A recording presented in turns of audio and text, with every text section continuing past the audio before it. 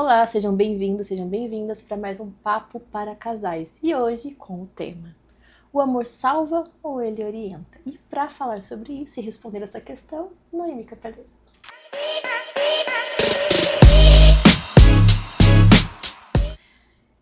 Juliana, muito interessante a gente trazer esse tema e abordar ele um pouco mais profundo do que a gente já trouxe, já trabalhou um pouco aqui nos nossos vídeos aí que vocês podem acessar outros vídeos aqui no nosso canal, que tem muita orientação, tem muita reflexão, porque nós trabalhamos aqui com vídeos rápidos, 5 minutinhos, e esses 5 minutinhos levam uma reflexão profunda para cada um que se identificar com o tema. Então, a gente volta a falar, Gina, na questão do amor romântico, né? Então, a pessoa diz assim, então eu olhei para a pessoa, eu senti uma coisa maravilhosa e disse, não, é essa pessoa. Bom, a escolha do parceiro, a escolha da parceira para seguir uma vida é muito complexa. A gente não sabe muito bem como é que isso se dá, como isso acontece. Mas é naquele dado momento que você olha para aquela pessoa e você diz, essa pessoa pode ser o parceiro da minha vida, né? Porque entre tantas pessoas que passam no nosso radar, a gente escolhe aquela pessoa para construir a história da nossa vida, para ter filhos, para seguir em frente. Então, o que acontece? O que me fez eu querer seguir a história com essa pessoa? Não necessariamente foi aquele amor inicial. E esse é um questionamento que na terapia de casal aparece muito. Diz assim, mas quando eu casei eu não estava apaixonado. Eu não estava apaixonado quando me casei. Mas aí a gente pergunta, e essa pergunta no começo da terapia ela é muito interessante. Que a gente faz? Por que dentre tantas pessoas que passaram no seu radar, você escolheu esta pessoa? Aí faz a pessoa pensar, o que tinha naquela pessoa que eu resolvi construir uma história com ela? E vem coisas muito interessantes. Muitas vezes a pessoa diz assim, eu olhei para essa pessoa e eu entendi que ela ia cuidar de mim. Então, veja aí, ó, é a armadilha, a pessoa ia cuidar de mim. Então, a gente tem aí uma pessoa que está num lugar de ser o pequeno que precisa de cuidado. Ou eu vi nessa pessoa uma pessoa que tinha os gostos parecidos com os meus, que gostava dos mesmos shows, que gostava daquelas coisas que eu fazia, que gostava de estar com amigos como eu gostava. Então, é uma pessoa que vem numa parceria, né? Ou assim, eu olhei para a pessoa e ela era uma pessoa carente, que precisava, que eu sentia que ela precisava de mim. Então, aí vem uma insegurança. Essa pessoa precisa de mim, ela nunca vai me abandonar. Então, aí na questão emocional é uma coisa bastante complexa. Mas no casamento, o que a gente vai olhando? Assim, o que mantém um casamento? O que faz as pessoas querer lutar e muitas vezes, num momento, buscar o processo de terapia para dizer assim, eu quero ficar junto, eu quero seguir essa história, mas tem coisa que me incomoda, tem coisa que nos incomoda, tem coisa que a gente não consegue fazer um com o outro e a gente parece que sempre está nesta falta, né?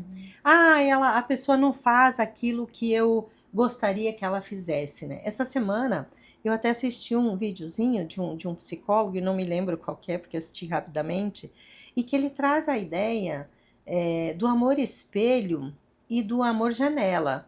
E eu achei bem interessante, porque ele disse assim, o amor espelho é aquele que eu olho para outra pessoa e eu espero que ela reflita aquilo que eu sou.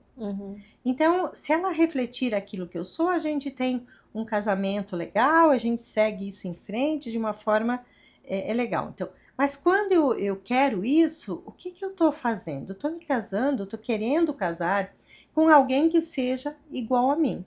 E isso é muito difícil, porque as pessoas não são iguais, né? E aí o Narciso aparece aí, então eu quero alguém igual a mim.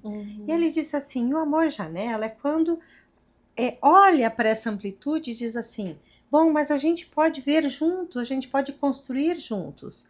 Então, esta dimensão que a gente começa a pensar o que sustenta realmente um relacionamento. Se é o amor ou se é as várias facetas do casamento. Porque o casamento é uma relação bastante complexa e profunda.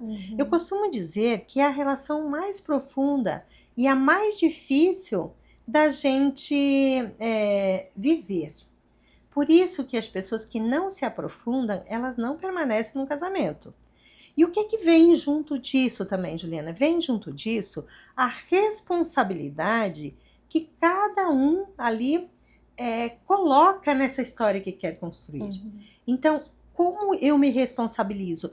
Ou com que eu me responsabilizo no contexto familiar? E aí a gente entra numa dimensão bem profunda nisso, se a gente pensar. O que é me responsabilizar pela questão da família do casamento?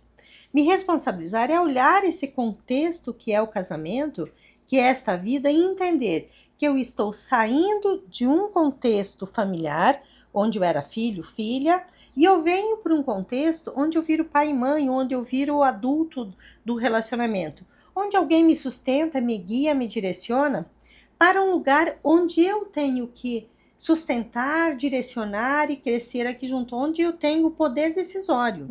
Então, se eu venho para esse contexto que é o casamento, eu tenho que entender que a família de origem é um lugar onde eu vou transitar, mas que ela não é mais aquela que vai dizer para mim como eu devo portar, como eu devo construir a família. Tu até carrega esses valores para cá. Mas ao carregar esses valores para cá, tu precisa criar uma fronteira onde você, sua esposa, você e seu marido vão construir esta nova história, esse novo sistema.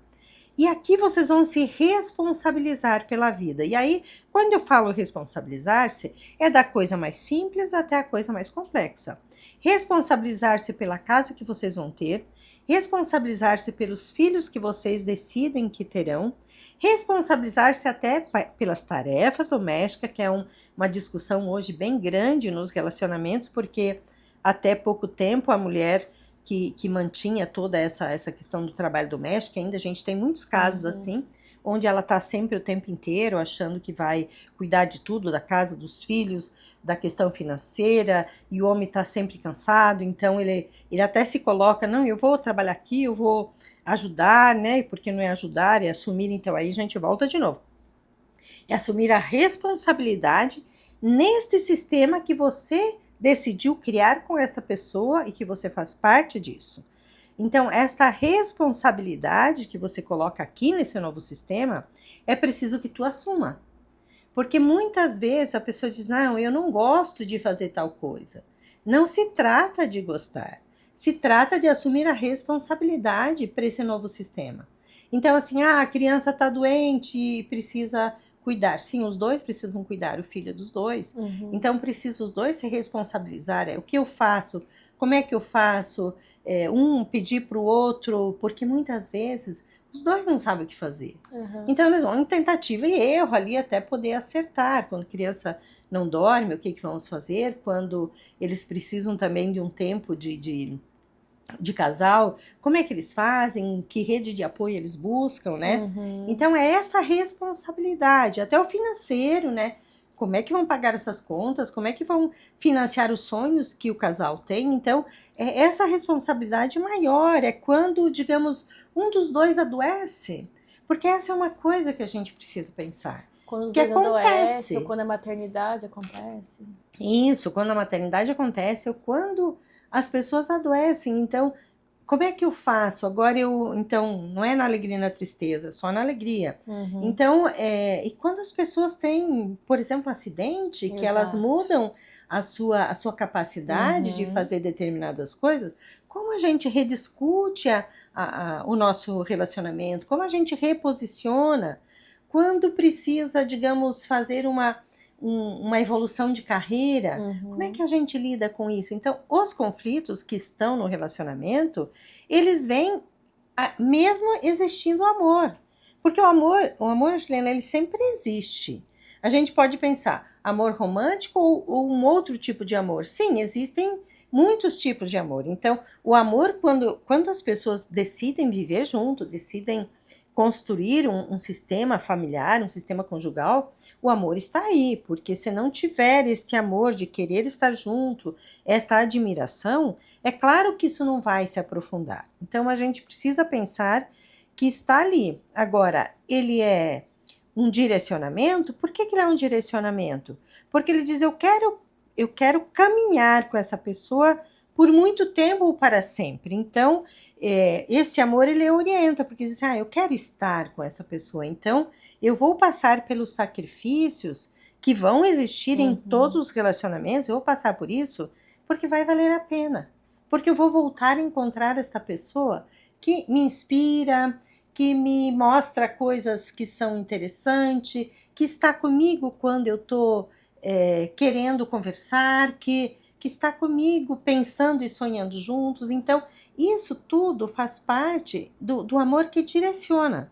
Então, o amor por si só não salva. Se eu não tenho atitude, porque eu escuto muito isso no consultório. A pessoa fala assim, não, mas eu espero por ele fazer isso, né? Eu acho que é o papel dele fazer isso, né?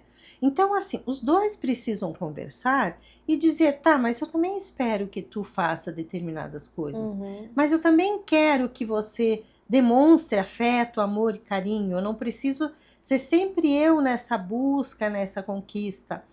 Eu também espero que a outra pessoa dê conta de todas as nossas despesas e eu fique livre e feliz, aí não preciso pensar nas coisas. Veja, isso a gente está lidando com pessoas que ainda estão infantilizadas, porque adulto sabe que a coisa do cuidado desse sistema tem que ser das duas pessoas, não pode ser de uma pessoa só. O agradar o outro, o fazer bem ao outro. Tem uma amiga que tava saindo, né, com um cara esses tempos, e ela, mas ele não está tendo merecimento. Mas por que você não faz isso? É porque ele não tem esse merecimento. Eu falei, mas o que é? O que ele precisa fazer pra ter esse... Eu falei assim, mas você não tem vontade de fazer coisas? Eu tenho. Eu falei, mas poxa, faça, sem esperar o que o outro vai te retribuir ou não. Faça por você, se divirta, aproveita essa situação, né? Se joga nisso mesmo. A vida tá aí acontecendo, as pessoas estão só reclamando. Então, esse aproveitar. Mas isso que você falou pra mim é o mesmo olhar que eu tenho. Eu acredito que o amor é uma manifestação. E aí você vai manifestar ele de diversas formas. Uma hora é romântico, outra hora é num cuidado, outra hora é entendendo que o outro tá num momento difícil, você só vai ficar quieto do lado dele. Então, o amor sim, ele orienta, não salva. Eu acredito que esse amor que salva aí as pessoas têm é o amor romântico, e é uma coisa muito mesmo literalizada, cinematográfica, não existe. Eu acredito que o único amor que existe é o amor maduro, profundo, e que vem através de construção, através de olhar, através de posicionamento e através de muita maturidade. Porque até pra fazer terapia tem que ter maturidade, né, Noemi? Então, eu tava falando e pensando assim, né? Quando a pessoa espera que alguém venha para sua vida para lhe salvar, acho que é uma coisa muito pesada para a pessoa que vem e muito decepcionante para ti, porque ninguém pode salvar o outro. Cada pessoa precisa buscar a sua salvação, o seu caminho. A outra pessoa está contigo, caminhando contigo, mas a salvação é você que tem que buscar. Então, faça a tua parte, faça o teu esforço, cuide de você, ame muito as mais diversas manifestações de amor. Demonstre o amor, demonstre o afeto, demonstre o carinho que você tem pela pessoa que está aí. Reconheça o que essa pessoa faz.